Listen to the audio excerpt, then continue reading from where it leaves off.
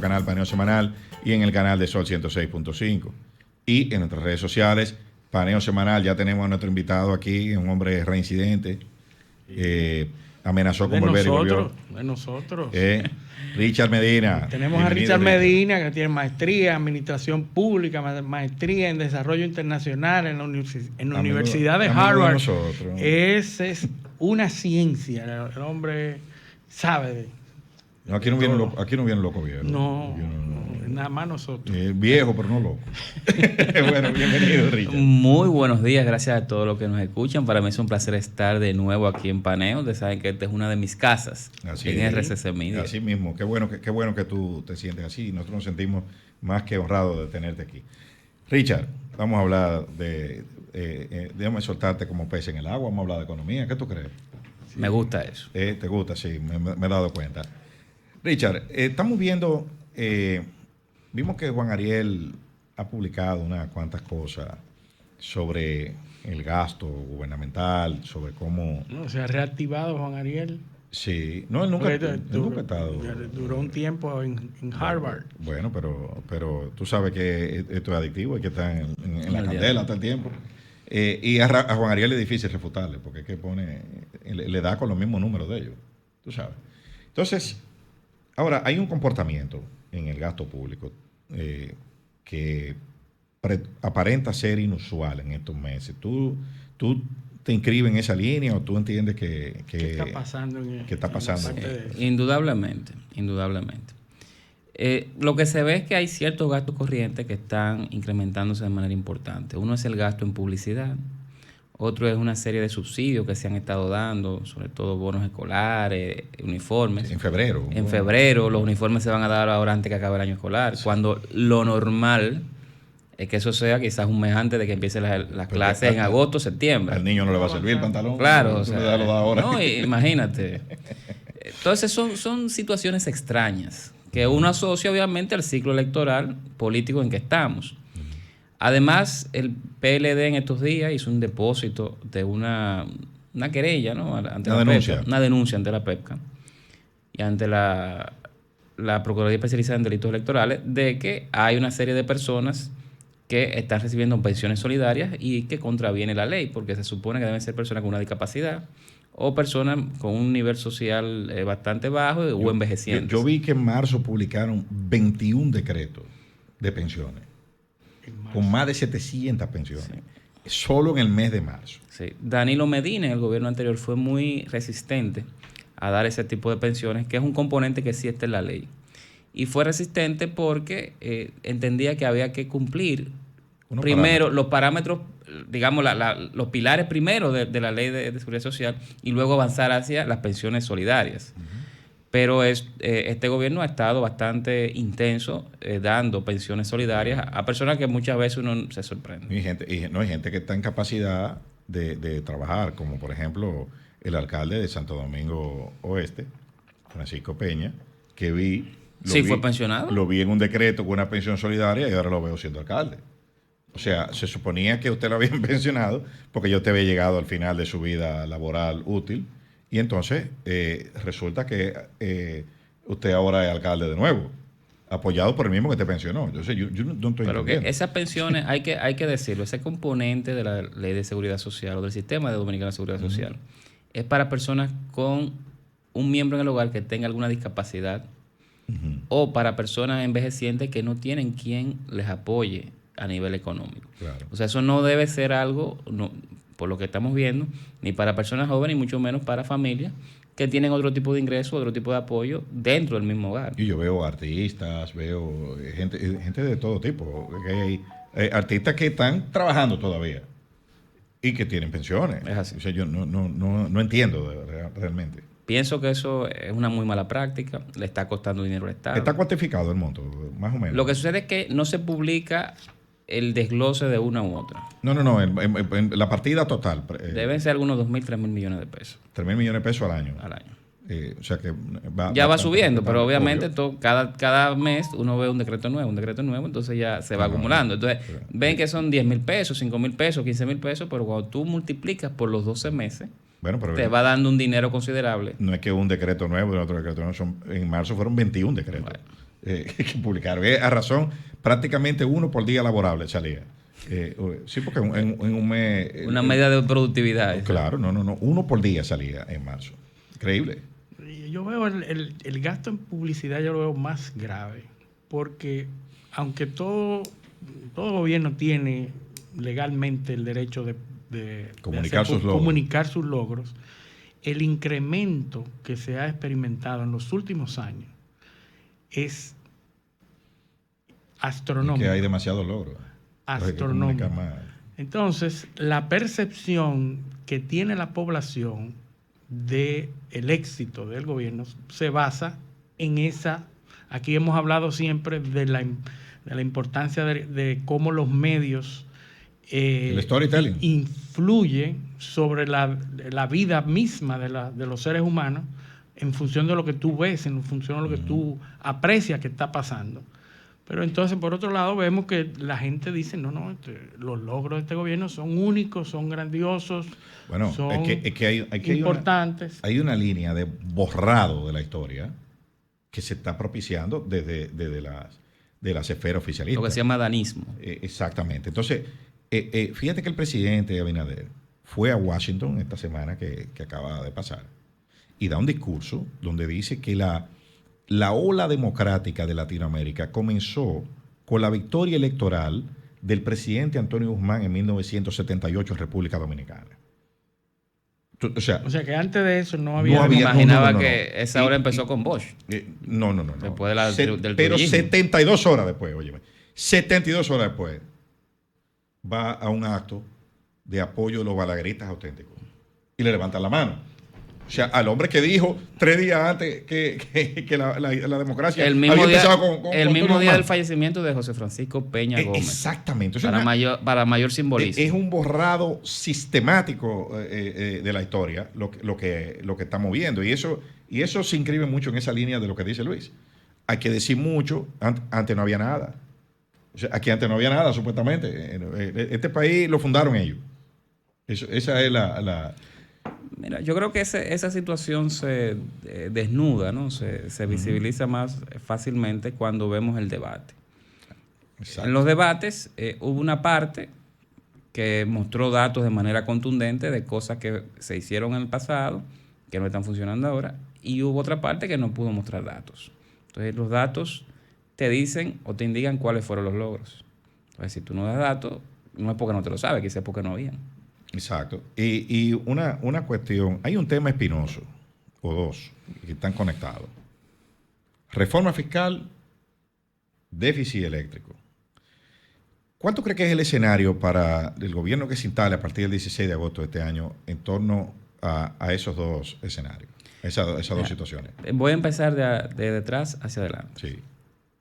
Creo que sería un error de las asociaciones empresariales, del gran empresariado dominicano, estar aceptando una reforma tributaria después de las elecciones sin que primero se den garantías de que va a haber una verdadera reforma del sector eléctrico. El sector eléctrico le cuesta al país 1.500 millones de dólares cada año. Y no es más porque recordemos que entre 2021, en noviembre, y mitad de 2022, la factura eléctrica, la tarifa eléctrica subió. O sea que ahí las sedes, por ese aumento, recogieron alrededor de 500 millones de dólares al año adicionales. O sea que si no hubiese pasado ese ajuste y nos mantenemos con los precios de la energía que teníamos antes de 2021, pues el déficit hubiese llegado a 2.000 millones de dólares. Son números excesivos, números que descubren cuál es la verdadera realidad del sector, que él tiene unas pérdidas bastante elevadas, de 36%. Eso es como que usted tiene un negocio de helados, usted tiene 100 paletas de helados, van 100 personas y usted le da una a cada uno y solamente puede facturar 64. Hay 36 que usted no la factura y obviamente lo pierde. Sí, entonces, quien paga esa paleta de helado, que aquí es el sector eléctrico, es el gobierno. Entonces, yo soy de opinión que a menos que tengamos un plan creíble de cómo reformar, cómo mejorar la situación de las empresas distribuidoras de electricidad, no debemos estar hablando de reforma fiscal o tributaria. Con el tema de la reforma tributaria, pienso que aquí ya estamos llegando a unos niveles que deben abrirnos los ojos, debe ser de preocupación. La deuda es sostenible, contrario a lo que se dijo consistentemente antes de 2020 de que estábamos en un cataclismo de deuda, etcétera. Eso claramente fue mentira. Pero sí tenemos algo que no habíamos tenido antes. Primero, los intereses de la deuda están equivaliendo a casi un 23% de los ingresos del gobierno. Eso te iba a decir, el servicio... De las más altas del mundo. 1 de cada 4 pesos que entra al gobierno es para pagar intereses. Deuda. Y eso es una de las 15 más altas del mundo. Lo otro es que tenemos 3 años consecutivos, y este va a ser el cuarto, donde los ingresos son menores que el gasto corriente. Eso quiere decir... Que nos estamos endeudando para gasto corriente. Que estamos endeudándonos para pagar nómina, para pagar pensiones, pero sobre todo para pagar intereses de la deuda pública. Anteriormente se decía mucho, antes de 2020, que el gobierno se endeudaba para pagar intereses de la deuda, lo cual no era correcto. Ahora se está moviendo eso y tenemos 3 años en esta dinámica. Yo creo que eso es algo perjudicial para el crecimiento económico de largo plazo. ¿Cómo está la inversión de capital? Este año va a estar alrededor de 2.6% del PIB, va a ser más alta porque recordemos que el dinero que va a entrar de Arodón, que son 750 millones de dólares, se va a utilizar exclusivamente y de manera completa en gasto de capital. ¿Cuánto le costó al Estado ese contrato de Arodón? Bueno, eso habría que hacer un análisis con los supuestos que está detrás del contrato, que no lo tenemos. Ahora, hay algo importante con ese dinero. Lo que yo he escuchado es que el contrato, si se ejecutaba en los 30 años, podía representarle al Estado el doble de ingresos, porque el recibirlo adelantado tiene que ser descuento. Con un descuento. O sea, lo que hicieron fue dámelo todo adelante y gánate tú el resto. Ahí, bueno, si tú lo haces en valor presente neto, debe darte igual tú recibirlo hoy que recibirlo en pagos en 30 años. Lo que yo diría ahí es, uno, a quién se consultó para hacer ese adelanto, que todo caiga en este momento. No, ¿quién hizo esos estudios? No, pero asume que los estudios están bien hechos. Yo lo que digo es, ¿quién tomó la decisión y por qué? De que en lugar de que nos dieran eso en diferentes etapas, porque son varias generaciones de dominicanos que se podrían beneficiar de ese dinero, se hiciera ahora. Eso es como que en Barrick nos dieran todo el dinero que nos van a dar en 20 años, nos lo dieran en un periodo de gobierno o en un año. Tú sabes que se ha vuelto una práctica recurrente recibir adelanto de impuestos. Sí. Aquí ¿Cuándo Balaguer se hacía eso? No, pero eso se ha vuelto una práctica regular en esta administración. Los 4 presupuestos que se han preparado han sido con adelanto de impuestos. Eso es una mala práctica, porque eso creando deuda. Es una especie de deuda, pero te deja la pregunta de a qué tasa de descuento tú estás trayendo ese dinero, el valor al presente. ¿Cómo tú negocias eso? ¿Cómo tú lo negocias? O sea, ¿quién es que determina que yo le voy a descontar a fulano por pagarme rápido? Eso es la cosa menos transparente que yo he visto que se hace. Es poco transparente, transparente. Y es una mala práctica, inclusive el Fondo Monetario ha dicho consistentemente en diversos países que es una mala práctica. Pero bueno, entonces el escenario, el entorno macroeconómico internacional, ¿tú entiendes que favorece? O sea, ¿cómo tú ves el panorama, tasa de interés en Estados Unidos, las variables macroeconómicas internacionales que pueden impactar económicamente? Ahora mismo yo diría que estamos en una tensa calma. O sea, no es el mundo ideal, no es el mundo que nosotros hemos vivido los últimos 15 años, pero es un mundo estable. A nivel de Estados Unidos, la Reserva Federal, que es el Banco Central Americano, había planificado, o ellos tienen más o menos el consenso de comenzar a reducir su tasa de política monetaria. Si reducen la tasa de política monetaria allá en Estados Unidos, las demás tasas de interés de la economía americana comienzan a bajar y eso se riega a las tasas de interés de los otros países que dependemos consistentemente de Estados Unidos como nosotros. Pero ellos la están manteniendo un tiempo más elevada como está. Entonces, digamos que eso hace que el Banco Central Dominicano tenga cierta presión para no seguir reduciendo su tasa de política monetaria. Por lo tanto, ahí estaremos pagando intereses un poco más altos durante un tiempo más prolongado del que esperábamos. Por el lado del petróleo no veo riesgos. Siempre hay este tipo de tensiones. Bueno, Israel atacó un consulado iraní en Siria. Los iraníes atacaron a Israel después hizo otra cosa. O sea, eso no ha afectado el precio del petróleo, ni el precio tampoco del gas natural. Por lo tanto, es algo positivo para República Dominicana. Y a nivel de flujo de inversión extranjera, Estados Unidos que es nuestro mayor socio comercial y el mayor generador de inversión extranjera hacia República Dominicana. Estados Unidos está viviendo todavía un buen momento, el mercado de trabajo aunque se está enfriando, en el último mes se enfrió un poco, pero sigue muy bueno y eso nos hace pensar a nosotros que van a seguir llegando flujos de inversión extranjera, turistas y remesas. Entonces, por ese lado, por el lado de los dólares, yo creo que la oferta de dólares o la llegada de dólares va a seguir siendo robusta en los próximos meses. Del punto de vista dominicano, la gran incógnita es qué va a pasar después de las elecciones en términos de la reforma tributaria. Y segundo, que no se ha dado la información para el mes de marzo de cómo creció la economía. El que no se ha dado ahora y otras variables que uno ha podido ir viendo, sobre todo cómo se comportaron las importaciones o las recaudaciones de marzo, durante marzo, uno ve que hubo una desaceleración relativamente importante en marzo. Y como no se ha dado, las exportaciones también. La caída de las exportaciones también. Importante. Entonces, bueno, hay que esperar a ver cuando se dé el dato oficial de lo que se llama IMAE, el índice mensual de indicadores de actividad económica, para ver cómo quedó, pero el que no se haya dado ahora es un indicio probablemente de que quedamos un poco por debajo de lo que se esperaba para marzo. Y probablemente venga entonces una revisión de las previsiones de crecimiento o de desempeño económico, y por eso a lo mejor hay que aguantarlo y después de la elección. Que yo creo que si viene la reforma tributaria después, obviamente esa previsión de crecimiento hay que irla reduciendo, porque siempre tiene un impacto importante. Independientemente del partido que salga victorioso en las elecciones, ¿cuáles son las recomendaciones económicas, las líneas económicas que debe seguir a tu juicio? Mira, yo pienso que aquí hay inversiones impostergables. Inversión impostergable número 1 es tratar de reducir a como dé lugar las pérdidas eléctricas para que el gobierno reduzca el subsidio. Número 2, el Distrito Nacional y una gran parte de la provincia de Santo Domingo no tiene movilidad. O sea, hay unos tapones que tú para cruzar de un punto a otro, hacer una diligencia en el Distrito Nacional, antes era 1 hora, ahora te estás tomando 1 hora y media, 1 hora y 45 minutos en el día. Nosotros recibimos en el distrito una población flotante de más de 1 millón de personas. 30% más o menos viene de Santo Domingo Oeste, Jaina, San Cristóbal, más o menos 25% de los Alcarrizos y Pedro Blanco.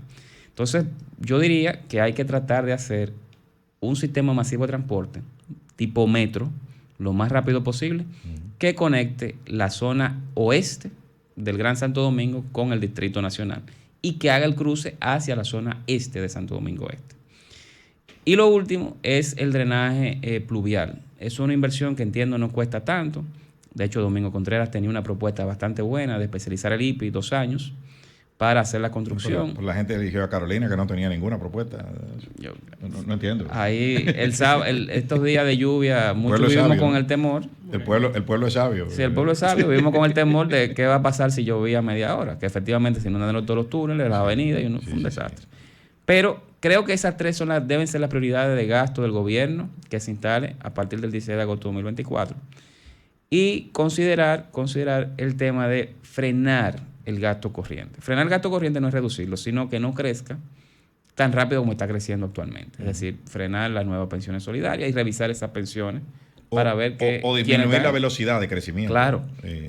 Esa yo creo que pudiese ser un punto intermedio entre frenarlo y dejarlo como está. Yo creo que son retos importantes. Ese combate al déficit del sector eléctrico, me parece que ahí es donde el gobierno tiene más cancha. Y así rápidamente, en un minuto que nos queda, de aplicarse el pacto eléctrico, ¿qué pudiese implicar en términos de tarifa? Porque el pacto eléctrico quedó frisado. Eso es una muy buena pregunta. De la tarifa, tú tienes que calcularla con una fórmula que hay, que se llama valor agregado de distribución. Ahora bien, en ese valor agregado de distribución hay un componente que son las pérdidas. Si las pérdidas están altas, de alguna manera le van a cobrar más a aquellos que pagamos. Sí. Entonces, antes de estar hablando de ajuste de tarifa, lo que hay que hablar es de cómo reducir las pérdidas para aumentar la recaudación. Pero la reducción de pérdidas implica inversión. Claro. Aquí la inversión está siendo de 150, 100 millones de dólares. Debe haber una inversión de 400 millones de dólares. Antes se tenían unos acuerdos con organismos multilaterales para hacer ese financiamiento en términos concesionales abaratar, ahora no se tiene. ¿Y en cuánto está ahora la inversión de capital? 150 millones de dólares. De los 400 que debe... Antes eran 250, 300. Ajá. Estamos en 150. Pero debe ser, a los niveles de pérdida actuales, debe ser 400 millones. Bueno, muy duro ese dato. Bueno, Richard, poco tiempo, muchos temas, pero lo único bueno que tiene eso es que tú tienes que volver, porque se quedaron muchas cosas sin tocar. Bueno, y agradecerte por la visita y agradecer a nuestros teleoyentes por su sintonía este sábado y esperar que con el favor de Dios nos acompañen el próximo sábado en otra edición de Paneo Semanal. Hasta entonces. Paneo, paneo, paneo.